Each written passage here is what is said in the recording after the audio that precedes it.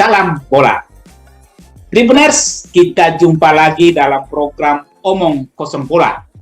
Omong kosong yang ada isinya. Tentu saja, tema kita masih seputar kejuaraan sepak bola antar negara Asia Tenggara memperebutkan Piala AFF yang sekarang ini sudah menyelesaikan babak penyisian grup, baik di grup A maupun di grup B.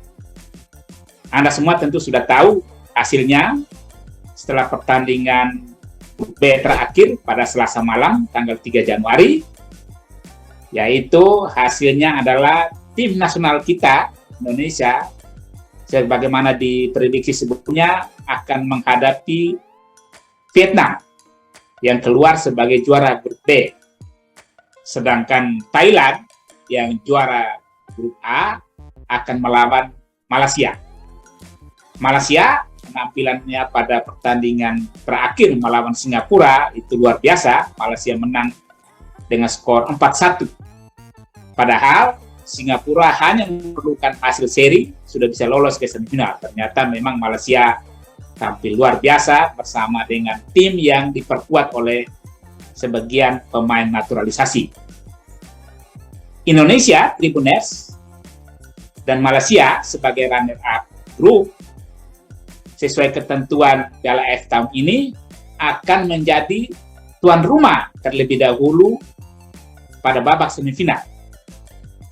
Babak semifinal Piala AFF tahun 2002 menggunakan sistem home and away. Jadi ada dua pertandingan. Ini sama seperti Piala AFF 2020. Jadi Indonesia dan Malaysia lebih dulu menjadi tuan rumah. Kemudian pada laga penentuan, itulah keuntungan sebagai juara grup, Thailand dan Vietnam akan menjadi tuan rumah pada laga penentuan, yaitu leg kedua babak semifinal.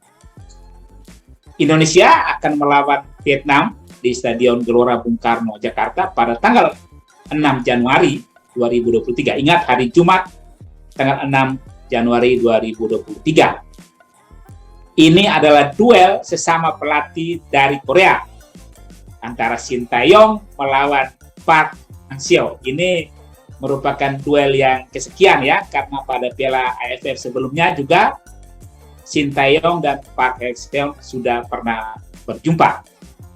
Kemudian dari 4 tim semifinal Piala AFF tahun 2022 ini ada 3 pelatih Korea di sana, karena Malaysia juga ditangani oleh pelatih Korea.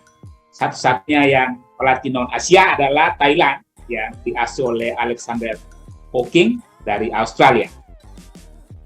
Tribuners, Indonesia setelah menjamu Vietnam pada tanggal 6, kemudian 3 hari kemudian Indonesia akan terbang ke Vietnam untuk melawan tuan rumah tanggal 9 Januari. Jadi memang rentang waktunya sangat pendek. Sedangkan Malaysia dan Thailand pertandingan pertama tanggal 7 Januari dan yang kedua tanggal 10 sama. Beda waktunya juga hanya 3 hari. Thailand dan Malaysia ini juga pertandingan saya prediksikan juga bakal seru ya. Thailand itu selama babak penyisian ini dia sangat subur, dia mencetak 13 gol dan kebobolan 2 gol. Ya, jadi dia meraih 3 kemenangan, 1 seri belakangnya. Sedangkan Malaysia dia meraih total poin 10 dari hasil 3 kemenangan dan sekali kalah. Malaysia itu mencetak 10 gol dan kebobolan 4 gol. Kemudian Indonesia dan Vietnam. Ini kembali ke tim nasional kita ke Vietnam. Indonesia itu juga tergolong subur ya. Jadi di grup A itu Indonesia hanya selisih 1 gol dengan Thailand. Indonesia total mengoleksi 10 poin, hasil 3 kali kemenangan dan sekali seri melawan Thailand, mencetak 12 gol dan kebobolan 3 gol. Jadi rekor kiper kita tidak terlalu buruk amat lah. Jadi dia kebobolan 3 gol. Nah, yang luar biasa justru Vietnam. Jadi Vietnam itu dia juara grup B dengan poin 10 ya. Hasil 3 kemenangan dan sekali seri. Dia mencetak 12 gol sama dengan Indonesia, tetapi tidak kebobolan. Jadi Vietnam sampai hari ini menjadi satu-satunya dari 10 peserta Piala AFF 2022 yang clean sheet. Kipernya itu belum pernah memungut bola dari gawang. Jadi luar biasa tim asuhan Pak Hang-seo ini. Mereka punya pertahanan sangat solid dan ini menjadi catatan untuk skuad Garuda pada tanggal 6 Januari yang akan datang. Dari sisi head to head, ini pun Vietnam jauh lebih unggul atas Indonesia. Jadi Vietnam cukup dominan ya atas Indonesia. Sejak tahun 2016, Indonesia dan Vietnam itu sudah bertemu sebanyak 5 kali.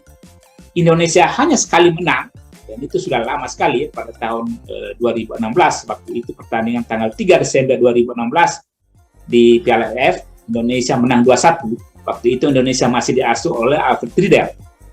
Jadi Indonesia hanya menang pada saat itu, kemudian 2 kali kalah, dan 2 pertandingan berakhir seri. Dan yang lebih menarik, Tribuners ya, dalam 3 pertandingan terakhir ya, sudah diasuh Sintayong itu, Indonesia menelan 2 kekalahan dan sekali seri. Ya. Jadi Indonesia itu kalah pada tanggal 15 Oktober 2019 dalam babak penyisian Piala Dunia, itu kalah 3-1 waktu Indonesia menjadi tuan rumah. Kemudian tanggal 7 Juni 2021, Vietnam mengalahkan Indonesia 4-0, itu di babak penyisian Piala Dunia juga. Dan terakhir ya, pertemuan terakhir Indonesia-Vietnam itu pada tanggal 15 Desember tahun 2021 di Piala AFF, waktu itu berakhir dengan skor 0-0. Jadi secara rekor ya, Sintayong ini memang belum pecah telur juga ini melawan kompatriotnya Pak Hang-seo. Sehingga memang Vietnam dari sisi rekor ini mereka lebih percaya diri ya, lebih percaya diri ketika menghadapi tim nasional Indonesia. Tetapi Sintayong Tribuners sudah mengatakan bahwa dia sudah berjanji setelah kemarin saat jumpa pers setelah mengalahkan Filipina dan lolos ke semifinal, dia katakan bahwa dia tidak akan mengecewakan fans Indonesia. Ini Indonesia harus manfaatkan betul bertanding di kandang sendiri, harus meraih poin penuh dan sedapat mungkin tidak kebobolan. Karena kalau kebobolan maka itu justru akan menguntungkan Vietnam ya, justru pada laga penentuan dia bertanding di kandang sendiri. Kemudian dari sisi kinerja, sebetulnya Indonesia tidak perlu merasa minder ya Tribuners dengan Vietnam, karena kinerja dalam 5 pertandingan terakhir itu sama baiknya dengan Vietnam ya. Jadi Indonesia dalam 5 pertandingan terakhir tidak terkalahkan. Dia meraih 4 kemenangan sekali seri, sama juga dengan Vietnam. 5 pertandingan terakhir Vietnam itu dia menang 4 kali dan sekali seri. Ya. Hanya keunggulan Vietnam tadi yang saya katakan, mereka tidak kebobolan. Jadi ini memang butuh kerja keras tim asuhan Sintayong ya, Ilyas Passosevic, Dendi Sulistiawan, untuk nanti harus bisa menerobos pertahanan Vietnam yang sangat sulit. Kemudian bagaimana kira-kira prediksi pertandingan, prediksi susunan pemain. Saya Tribuners tetap meyakini bahwa ini adalah pertarungan hidup mati karena walaupun 2 home and away ya, tapi ini Sintayong tetap menargetkan kemenangan, apalagi main di kandang sendiri kadang-kadang. Dan dia akan menurunkan skuad terbaik. Komposisinya kurang lebih tetap di bawah Mister Nadeo Argawinata. Nadeo memang cedera waktu melawan Filipina, tapi dia kemarin per tanggal 3 itu dia sudah mulai latihan ringan lagi dan berharap memang Nadeo bugar sehingga dia tetap akan diturunkan sebagai starter pada pertandingan melawan Vietnam. Di bawah Mister Nadeo, kemudian di belakang tetap Asnawi Mangku Alam, Fahrudi Haryanto, ya, Pratama Arhan, atau pilihan lainnya adalah Rizky Ridho dan Jordi Amat ya, itu. Kemudian di tengah tetap kita punya kuartet yang ada di sana ya, Mark Klok, ya, Marcelino Ferdinand atau Rahmat Irianto, Sadil Ramdhani dan Ricky Kambuaya. Itu biasanya menjadi pilihan dari Sintayong. Sedangkan di depan pilihan ada pada Dendi ya. Dendi bermain cukup baik ya selama 4 pertandingan ini ya. Kemudian Witan Sulaiman ya. Kemudian juga nanti atau Egy Maulana Fikri. Jadi pilihan-pilihan Sintayong ini masih cukup variatif ya, dan rata-rata pemain ini semua dalam kondisi yang bugar. Jadi mereka siap diturunkan untuk melawan Vietnam. Kita juga masih punya pemain-pemain yang kondisi bagus ya, seperti Jakob Sayuri, kemudian Spasojevic ya, itu pemain pilihan. Bisa juga di belakang itu kalau misalnya ini ada pemain yang sangat berpengalaman ya, kan Samuyama itu juga bisa diturunkan. Nah, Sintayong tetap akan menggunakan formasi dia selama Piala AFF. Karena Sintayong konsisten betul dengan formasi 4-2-3-1. Jadi ada 4 pemain belakang yang senantiasa jaga ke dalam, dan terbukti mereka hanya 3 kali kebobolan ya. Kemudian ada 3 pemain tengah gelandang ya. 1 target man di depan, tapi juga ada 2 pemain penghubung ya, antara lini depan dan tengah, pemain jangkar misalnya. Kemudian di kubu Vietnam ini Park Hang-seo ini memang suka sekali dengan formasi 5-3-2 Tribuners ya.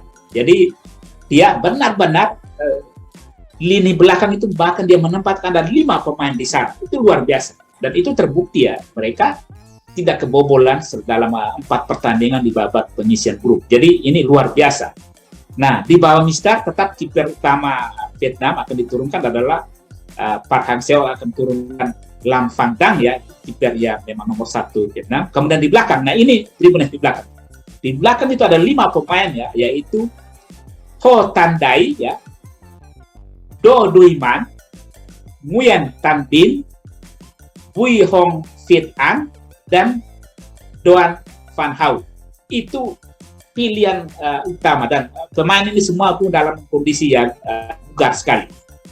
Kemudian di tengah, Park Hang-seo itu akan menggunakan 3 gelandang dia ya, yaitu Nguyen Quan Ha, Do Hung Dung, dan Nguyen Van Quet. Sedangkan di depan Tribuners, andalan dari Vietnam adalah Pham Tuan Hai dan Nguyen Tin Lee. Itu starting 11-nya. Bagaimana prediksi pertandingan? Pertandingan ini Tribuners akan sangat seru ya, pertandingan ini. Baik Vietnam maupun Indonesia itu adalah tim yang sangat mengusung attacking football ya, permainan serang, atraktif. Mereka tidak akan mungkin bermain monoton. Tentu memang dari sisi Vietnam ketika dia bertanding di Jakarta, dia pasti akan sedikit lebih berhati-hati. Karena dia tahu Sintayong akan berusaha untuk langsung menyerang dan mencetak gol lebih cepat. Karena itu menjadi modal psikologis untuk mereka bermain lebih safe selanjutnya. Saya prediksikan Indonesia menang dengan skor 2-1 dalam pertandingan di Gelora Bung Karno tanggal 6 Januari ini. Atau sekurang-kurangnya pertandingan akan berakhir seri dengan skor 1-1. Tentu saja ya, Tribuners ya, kita berharap skuad Garuda kita meraih poin penuh, dan kalau bisa mereka tidak kebobolan.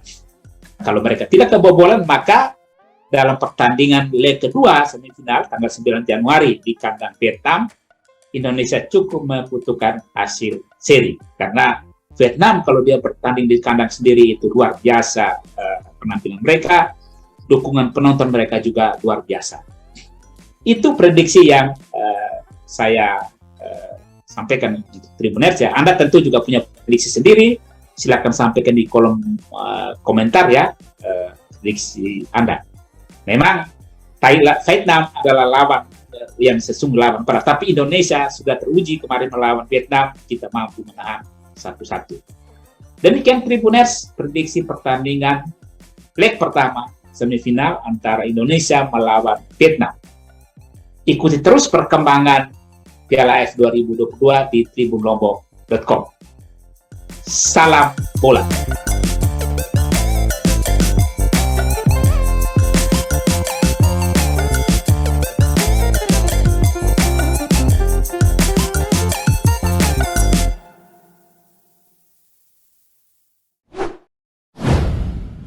Terima kasih sudah nonton. Jangan lupa like, subscribe, dan share ya.